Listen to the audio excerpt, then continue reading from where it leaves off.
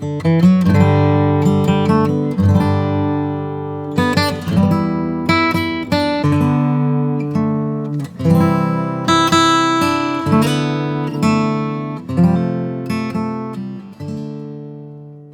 like to welcome you to this latest episode of A Few Minutes With, and it's my joy to welcome back my friend, the Reverend Dr. Grace G. Sun Kim.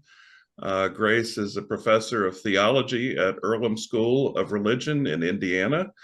She's the author of, and you can correct me, I think 24, if I counted correctly, books that you've either authored or co-authored. She's a widely sought after speaker. For those who have not heard of this, and I'll include links, Grace has her own wonderful, powerful podcast, Madong, in which she invites authors and theologians on for some outstanding conversations. So for those watching this on YouTube, there will be links included there. And then for the audio version of this conversation, check the program notes. The link to the podcast will be there as well. But really, Grace is just one of the world's leading public theologians. And she's been getting a lot of requests for conversation time for her latest book, When God Became White, which we'll be talking about today. But before we get into that, Grace, just thank you so much with the busyness of your life for taking time to come visit with me again. Well, thank you so much, Reverend Matt Rhodes. It's a joy to be back on your podcast. You do excellent work, so it's a big honor to be back. So thank you so much for having me back to talk about my latest book, When God Became White. Thank you for being here.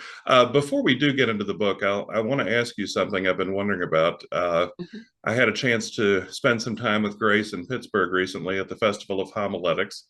And it was great to be able to catch up and go to a book signing and conversation that she shared with Brian McLaren for his latest book. But I wanted to ask you, Grace, what is it like as a preacher to go into a conference of 800 preachers and preach to them, but then also have this opportunity to talk about things that you're passionate about and working on in this new context? Oh, I was terrified. If you remember, both of the churches that they used in Pittsburgh, I think I was in the First Pres Church. It's enormous. Mm-hmm. And, that Gothic feeling, and the pulpit is so high. And, last October, I fell in Palestine, in Israel, Palestine, and I broke my knee. So just looking at those stairs before I preached, I was like so scared I might slip going up the stairs. So it was scary. And then before I preached, some of my old classmates from Knox College were there who I didn't know were going to be there. So, and then knowing that there'll be a lot of great, fantastic preachers, it was very frightening to be up there. But once I started, everything calmed down and then I felt okay. But before walking up to that pulpit, I was very nervous. Yeah. Yeah, for those who have not been to that church in Pittsburgh, this is not just the small church low to the ground pulpit. This was what you might consider one of the old-fashioned tower pulpits. So, Yeah. but it gave us a good vantage point and a great opportunity. So, I'm just thrilled you were there, and it was so nice to actually be able to hear you preach in person.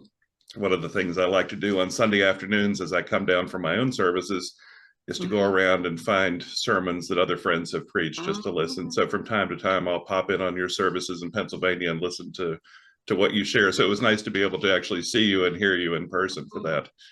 Thank you so much. And thank you for your support. I appreciated you coming to the book signing that I did with Brian McLaren. It was just nice to hang out together. So thank you so much for your support. It was a joy. Well, let me turn to the book. Again, it's When God Became White, published just a few short months ago. And I, as a preacher, used to crafting words and crafting thoughts and statements.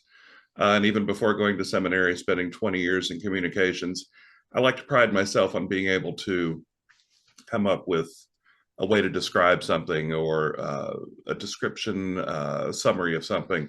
But Grace, I got to Mhm. tell you, as I was reading this, I couldn't find the right adjective for it because Oh. this was on a variety of levels. Uh, there's certainly hope. I mean, there's hope throughout it. Uh, and I'll talk about why I see that. But in many instances, it was a gut punch. I mean, I was surprised to find the books that you write, because they come from you, are very personal.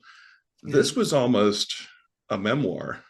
Yeah. And it was heartbreaking to me to read what you experienced growing up in that tiny little apartment in Canada, the incidents that you shared with your daughter on the airplane, encounters that you've had with students, just all the ways that racism and the othering of you and your family impacted you so deeply. And again, it's just the hope is, here you are now, you've accomplished so much.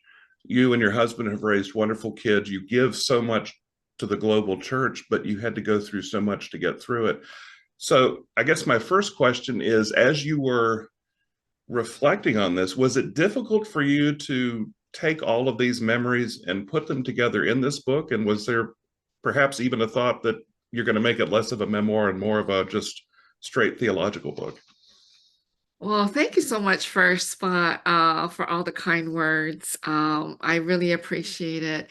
Once you write a book, you don't know how people are going to respond or how they're going to read the book. But thus far, it's been very positive. So getting your positive feedback is means a lot to me. So thank you so much for your kind words and being so kind reading it. I every book I write, I get challenged. And for a while, I've kind of wanted to write a memoir, but then I was kind of turned away from it. This book has been half memoir, kind of half theological piece. And, it's published by InterVarsity Press, and my editor there is Chinese American. And he thanked me for some of the stories I included, because he, as child of immigrants, I think he's been here many generations, still is able to relate to some of my stories and, some of my really embarrassing stories of my parents and myself. So, when he appreciated it at the copy editing stage, and actually even before we got to the copy editing stage, I was grateful to get that feedback from an Asian American.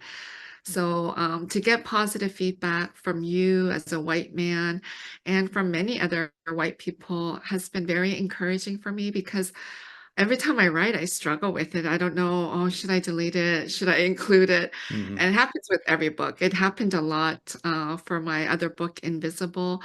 I was struggling whether the stories I included should be there or not. And at the end, I just kept every story that I wrote. And this one, it wasn't easy, but I think part of writing like a deep book is to be vulnerable and to share some of the difficulties and the hardships that I had to go through and continue to go through. These are not just, when I'm talking about racism, it's not a theoretical thing, it's a living experience. So, that's how I end up writing the books. And I'm just grateful when readers can resonate or be thankful for some of the materials that I included. Yeah, it's again, there's a lot there. The memoir, certainly, as I said, it was a gut punch every time I would turn a page. And the story you told about the nighttime job that your mother and father had on the golf course, and how when you wrote this book, it was the first time in your life that you had really opened up about that. So uh, I'm not only thankful for the vulnerability, but in a way I feel honored, and I'm sure a lot of readers are honored as well, that you're willing to take that leap of faith Oh, and thank put you. these experiences out there. Yeah, thank Um, you so much. Because I remember as a child, it was the most embarrassing thing. I just couldn't believe that they had to do something like that to make money. And mhm. so it was really hard for me to write about it. But at the end, I'm glad that I was able to share it. Yeah. One of the other things I'm grateful for too, as I was going through, was the fact that you developed this narrative of the unbroken chain of how Christianity was whitened and Christ was whitened. beginning in the earliest years of the church, and how uh, you outlined in a much more coherent way, perhaps, than I've experienced before, about not only the way the white Jesus and the white approach to Christianity was put out in the world as far as conquest, but even through the less bloody but just as painful mission work that so many missionaries did, especially as you talk often about throughout the book about missionaries to Korea and the impact it made on the people of Korea, and then filtering down to your own parents and you and your family. Um, as you were researching this and developing this chain and this narrative, was there something or a few things that you were surprised by that you hadn't learned or hadn't known before? Um, I was surprised a lot about the Korean part of the research. Mm, I read other parts about, the missiology of whiteness and what happened in Africa. But I never really thought about studying it more deeply about Korea because it was such an oral tradition for me.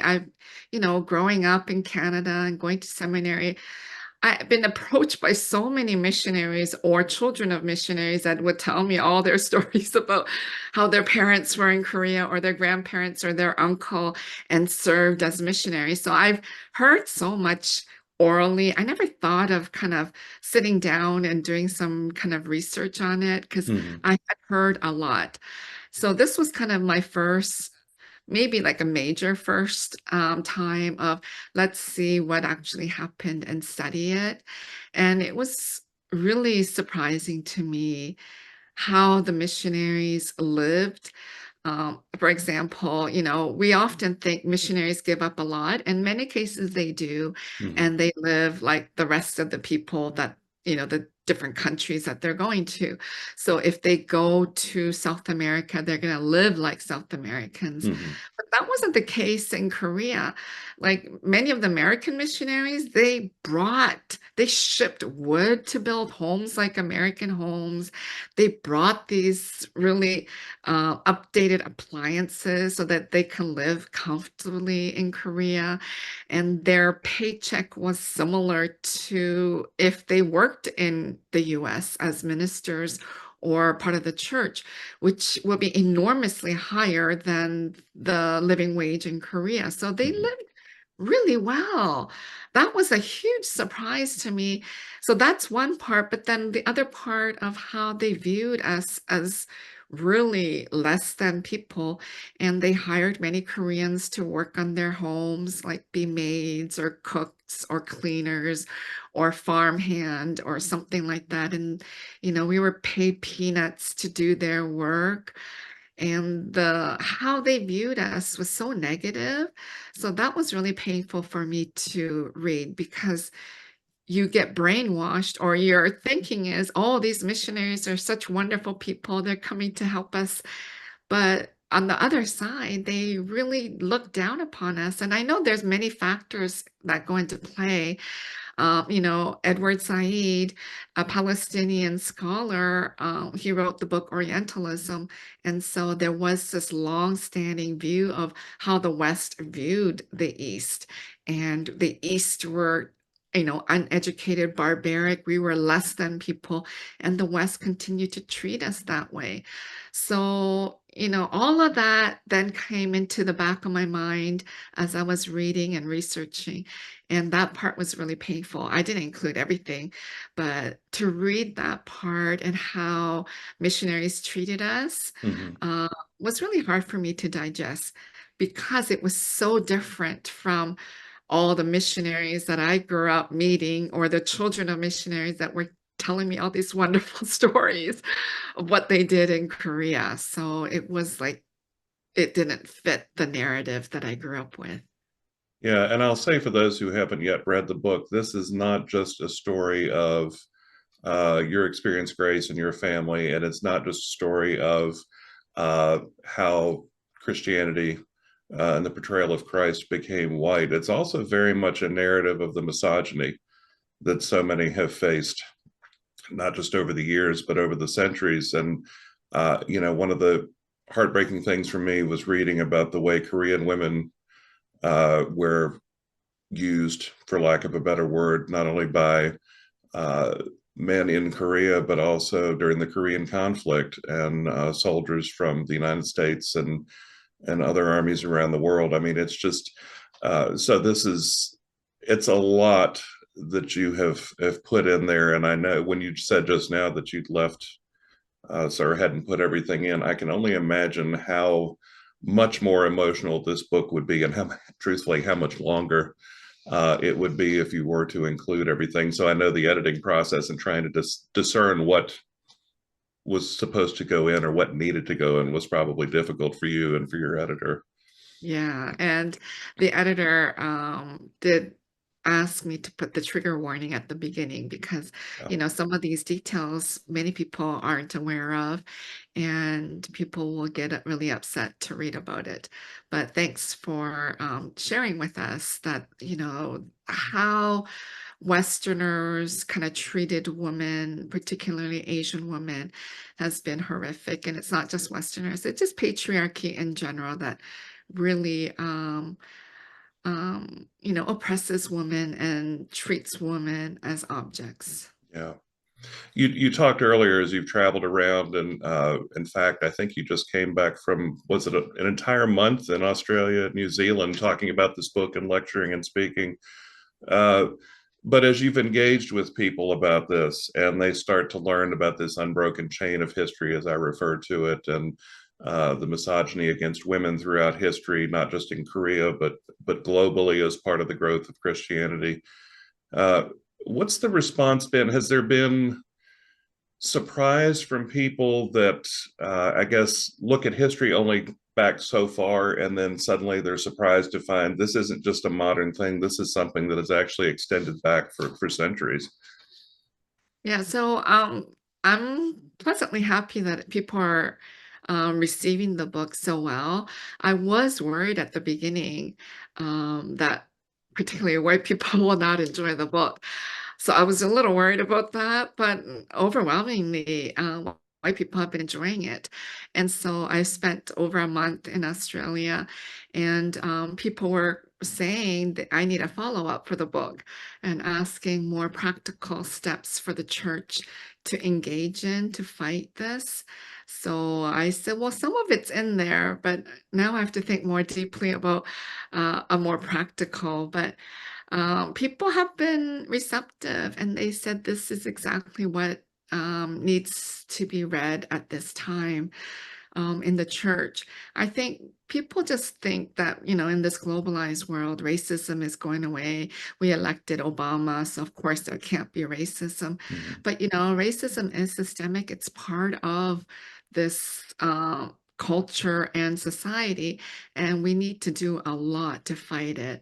And when I was doing one talk in Australia, I just asked the audience if they experience racism, and people were like, not saying it out loud. And then someone in the audience yelled out, "It's worse in the church." And then, and then everybody else started talking. And, sometimes it is worse in the church because there is denial that there is racism. So I think people and progressive white people, uh, when they think that racism isn't that bad, forget to understand that it's systemic and it's part of uh, the society, and it's embedded in our churches too. Well, and you just said something, and I think that's one of the values of your book is the fact that, for people that don't recognize racism, it's because they're only exposed to snippets of it, or they watch the news for a certain period of time, or something like the murder of George Floyd will occupy the news for so long, but then it fades away. But when you're confronted with a narrative, a memoir in this case, from beginning to end, where it's not just, for me as your friend, I think it hit particularly hard because this isn't me looking at something uh, where I have no connection to the person. It's just, a very non-direct reading, I guess. But for this, and for people that know you or have studied with you or have been colleagues of yours, I think it falls differently because it's a much more direct. And I think that's one reason why I grieve so much reading it, because I've known you for a few years now. And so it hit me in a different way. So I think that's the value of this, and seeing it as embodied by you rather than you just writing a treatise or a doctoral dissertation or something like that on it. Yeah. Um, one of the important things throughout the book that you focused on was the subject of language and how language can be changed to shield the reality of what's being said. And one word that jumps out, or one phrase that jumps out, is when you talk about people saying, "Well, I'm colorblind. I don't see color. I don't see race," and that sort of thing. Um, how can you? And it was so funny you mentioned people. What are the next steps? Because my next few questions are about things that we could be doing. So this is actually a good segue. But for people that have a difficulty in recognizing the language they're using, or a difficulty in shifting the language they're using, how can you engage with them to have them take those first steps? Well, language is all we have. You as a minister, when you're preaching, words are all you have at the pulpit. You're Mhm. not dancing around. Well, maybe some ministers may be dancing, Not me. but most of us are just preaching. It's just words, and that's the power. That's all we have. We don't have anything else but this language or the words to convey who God is or our experiences of God. So words, we have to be selective. We have to be intentional. We have to understand the words that we are using. So that's the power of words. And words change over time. So when we first immigrated to Canada, I grew up in elementary school. I remember the word he was an inclusive term. He meant he and she. Mhm. So I would learn that in my grammar school. And then during my high school years and university, that changed, and he was only he anymore. It was not going to be an inclusive term. So then everybody complained, oh, we have to write out he, she, or they. So, language changed, and that's just in my lifetime, and that's just one example. So we have to be careful in the languages that we use, the words that we use. So when it comes to also God, we have to be careful. What pronouns, what words are we going to use? Because all these metaphors and images, and I go over that in the book, they are not God. They point to God. They help us understand who God is. So terms like Lord and Savior, that's not God, but those are the words to help us to get a deeper understanding of who God is. And if we're going to continue to exclusively have a white image of God and a male image, we have to rethink that, because there are plenty of other images in the Bible that are not masculine. Mhm. So the word is so important, and people who are so hesitant to change the language, is particularly about God, must understand that languages change and languages form our thoughts. So in the book, I really encourage examining prayers and liturgies and hymns. And, if the hymns are no longer helpful for us, for example, like Onward Christian Soldiers or other hymns, I know people love them. So, I'm not forcing them to, oh, get rid of it, but to think about it more deeply. If it really uplifts a God, a warrior God, or a patriarchal God who subordinates half the world's population, Mhm. or a white male God that says only white people are at the top and are supreme and close to God, we have to rethink the language and the words. And I hope people who read the book will be challenged by it. I challenge myself all the time because, language changes. So I have to get comfortable with new terms and new thoughts that come into our language and in our culture, and not be stuck. Like 30 years ago or something like that. I think we have to move with the times. I know people are like, oh, we love King James. I grew up with that. That was like the big translation. I don't hear that much anymore, but I'm sure there's pockets. But I think it just shows you, even within our lifetime, people know that language changes, and using thy and thou and thee don't make any sense anymore to Mm. us. Yeah. Well, and along the lines of language, I know clergy that come from their own background and their own tradition are having to learn to adapt too. And one thing I did want to ask you, as you're looking at seminary education for new preachers and new clergy, do you think it should become more of a rigorous standard for seminaries to not just offer as optional courses, but actually offer courses that tie in James Cone or Gustavo Gutierrez or you or Miguel de la Torre or these folks? Do you think it would be helpful in guiding the church into these changes if the seminary started doing this at the educational level? I think you're right on yeah, we need to do that.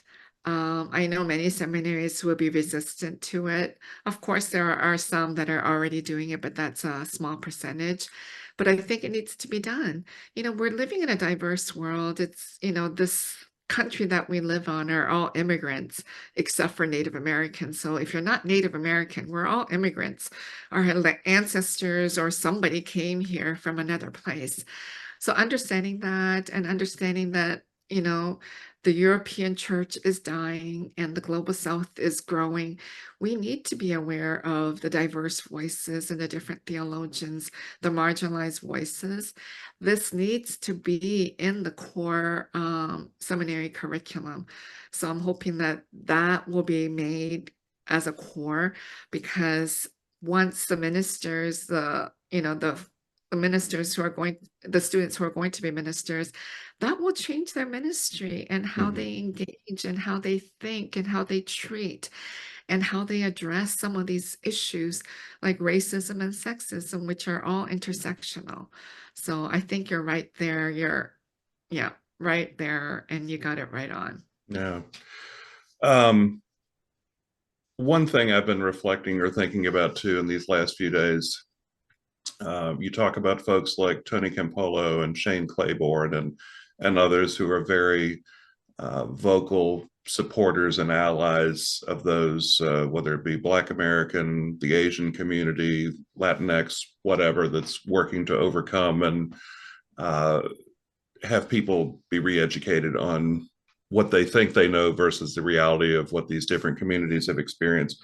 And there are a lot of people that are engaged and energetic and want to get involved, but how would you warn somebody or caution somebody, or a conversation you'd have with somebody to not fall what I think would be down a very easy slope of coming in and wanting to be an ally, but suddenly co-opting it and becoming more of a personal crusade, rather, standing ahead of rather than standing with? Yeah, that can happen. So I think if people are aware like you are, it becomes easier.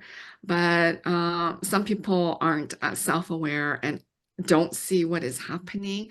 And we see this with leaders, and we see this within the church. But I think standing in solidarity is so important. There's many books out there about being in solidarity. I think that is what people of color really require.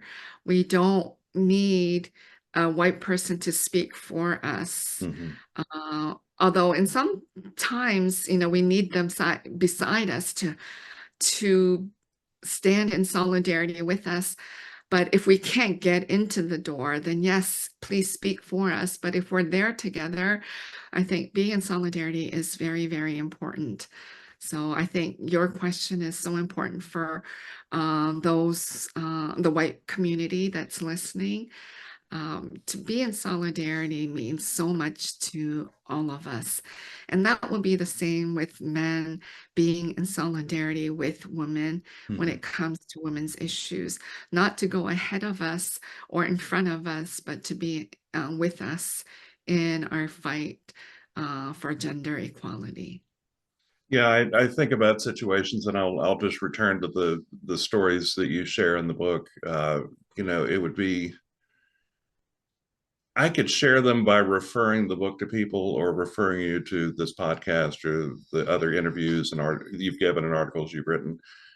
But it's not my story to tell, and my fear is that a lot of people, out of a genuine desire of wanting to be helpful, are telling stories that it's not their right to tell. And so I don't walk around with my radar on high alert, being attuned to that, but I do see that as something where, out of a genuine desire to be helpful, they're actually being the exact opposite of that and Well, I hurting the think situation more. I think for allies and for those in solidarity, I think it's important for you to direct people to people of color scholarship and women's scholarship.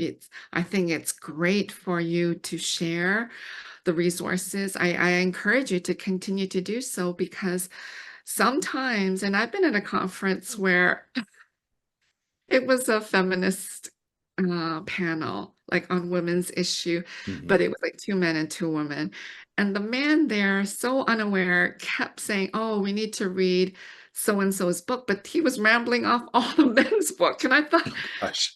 is he not aware this was a whole women's panel? Like the issue was feminist theology. Yeah. So I think it's wonderful for people like you to say, please read, these women of color or people of color books. I think that is helpful. What the man should have done on that panel was go read Grace's book or someone else's, like another woman's book, rather than rambling on these men's books that deal with feminist issues. Oh So yeah. it's so odd. But I encourage people to say, hey, go read so and so's book because we need more, we need to understand and think about God from different perspectives. So please do continue to share and encourage your church and your friends and family to read my books or Cone or anyone else's books, Miguel de la Torre. I think the more voices that are around the table, the better off we are going to be. Yeah.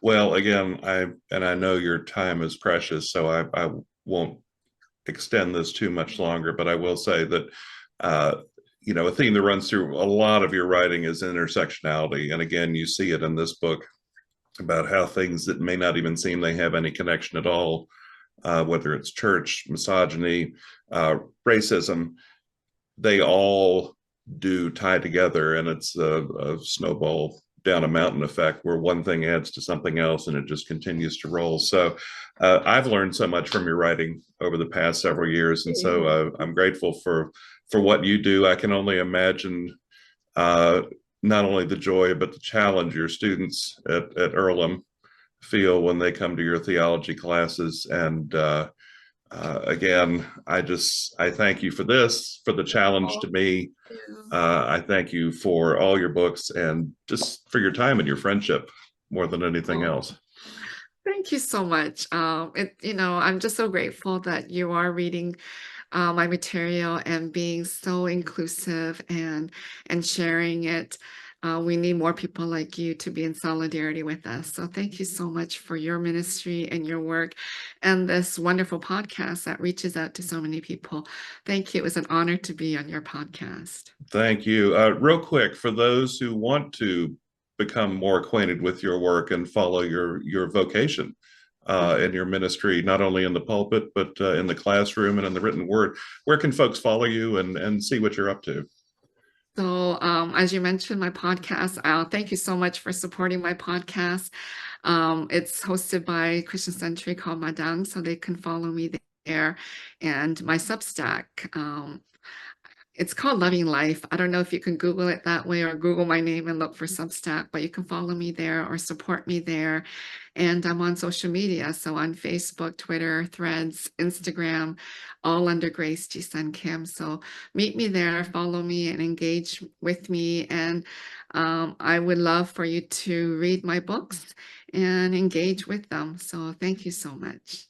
Thank you, Grace. I'm grateful for your time and again for your friendship, and hope you have a great year. I know the school year is about to start, so I hope it's a great year for you. Thank you so much. Thank you for all that you do in your church and beyond. God bless. God bless you too.